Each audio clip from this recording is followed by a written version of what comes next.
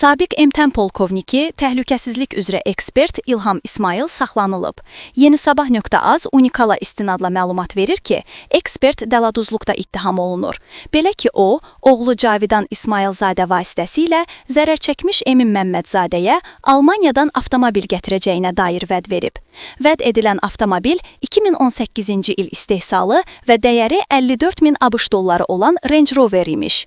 İsmayıl Məmmədzadədən ilkin olaraq 20 min ABŞ dolları 34 min manat alıb.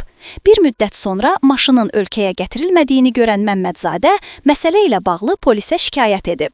Dəladuzluq faktı ilə əlaqədar İlham İsmayıl haqqında Cinayət Məcəlləsinin 178.2.4-cü xeyli miqdarda ziyan vurmaqla dəladuzluq maddəsi ilə cinayət işi başlanıb.